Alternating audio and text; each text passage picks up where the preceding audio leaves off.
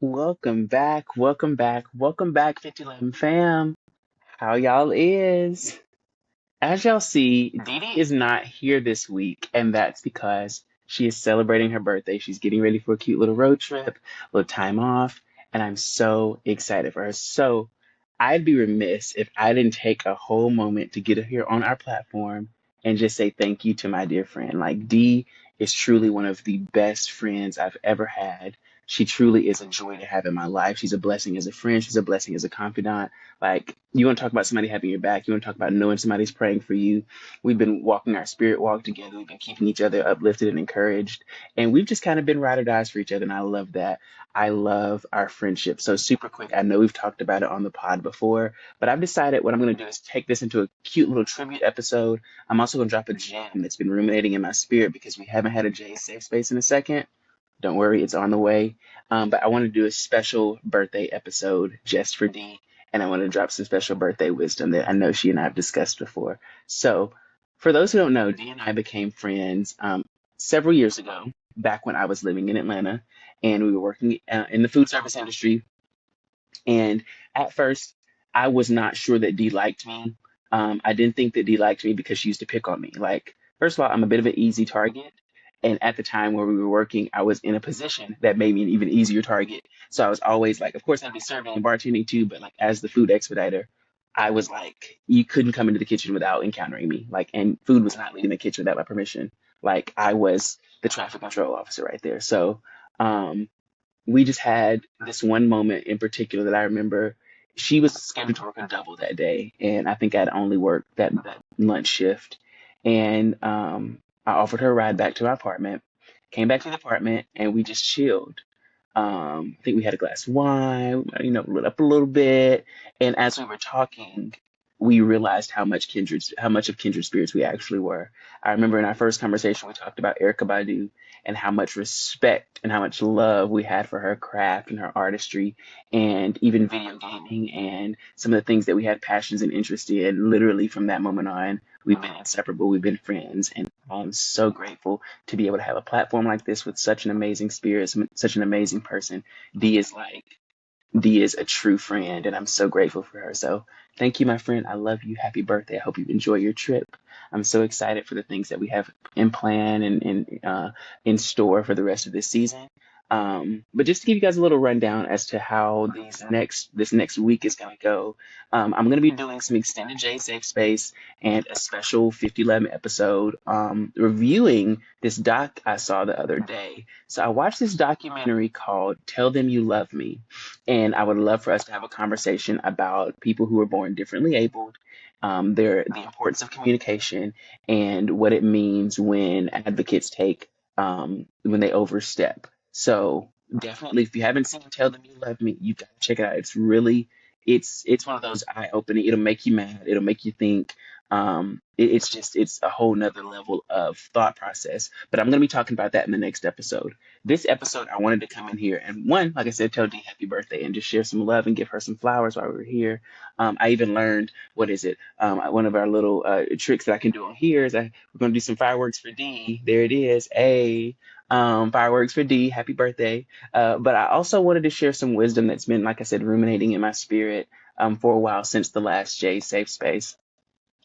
So a while back, Dee and I had a conversation, and we were talking about an individual that she knows who, because of some trauma, because of some issues they've had with a family member, every time they're in the presence of this family member, they return back to the age when those issues first started. And it's a known fact kind of when it comes to psychologists and those who break down the mind, those who really work to understand the mind, that sometimes when trauma happens, that people's triggers are related to trauma, and sometimes that trauma is childhood trauma, or teenage trauma, or young adult trauma. So when it happens, our minds are stuck at that age, are stuck in that place where the trauma occurred. And so when we are triggered by something that's related to that trauma, we return to that age, we return to that space. Following me? Okay, now watch this.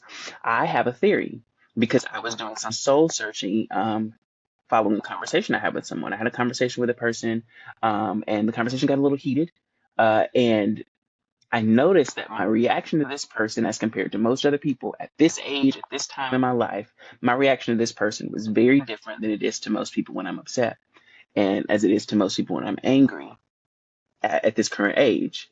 And I really had to sit with myself and wonder why, because they called me on it. They're like, I feel like your response is getting a little violent. Now, I think that was being over the top because I don't think I was reaching a place of violence, but I could see how my anger was much bigger. It was larger than life compared to me giving somebody a quick read and walking off. And I had to sit with myself and think about the reality of why that is. Why is it with this particular person, my anger looks a certain kind of way as compared to other people? I seem to have a little bit more of a hold on it. And I had to think about my relationship with this person and what has happened over time to that friendship. And at the beginning of that friendship, there were some really rocky phases where there was some trauma that occurred, and this friend was present, and was party to some of what happened. And I had to sit and think, wow, every time I get angry with this person, I go back to 18 years old. When I was 18, I was naive. When I was 18, I was extremely hot tempered, very slick, sharp tongued. And when I'd be angry, sometimes I'd be in a blind rage. And I had an aha moment. The light bulb went off that I still had healing to do, not just with that relationship, but internally. So I posed the question, because again, this was not supposed to be a long moment here, but I posed the question to you. Are there any people in your life where you still have healing to do within yourself? Are there any relationships in your life now that still have some traces of the past, where you still show up as your past self with a present partner or a person or situation where maybe you could show up differently? These are those types of things that as we get older, we got to do that deep diving. This is what soul searching looks like. This is what sometimes shadow work looks like, is getting to the root of the problem, getting to the root of the issue, getting to the root of a relationship, and even being willing to ask yourself, is this relationship important to me? Because if I'm going to be re-triggered every time I see this person, or every time I get upset by something that this person says, is it even healthy for me to put myself through? Is it worth re-traumatizing myself every time I encounter this person? So again, I just want to say I love you, Dee. Happy birthday. I hope you are enjoying yourself thus far. And I just want to invite you all to explore, dive a little bit deeper over these next couple of episodes. Like I said, I'm going to be getting into Tell Them You Love Me in the very next J Safe Space Cross 5011 Chronicles 5011 Review. Like, that's what the next thing is going to be, is Tell Them You Love Me. So it's on Netflix. It's a Netflix original. Check it out. Get angry like I did and be prepared for conversation. But also, guys, tap into these comments. Get down here, tag D on IG. It's Mystique Rebel. Yes, we're going with it with the French pronunciation. So get in there and just send her some love on her birthday today. I just thank you all so much for tuning in to a quick J Safe Space 5011 review moment, and I will see you all very soon for another one. Peace.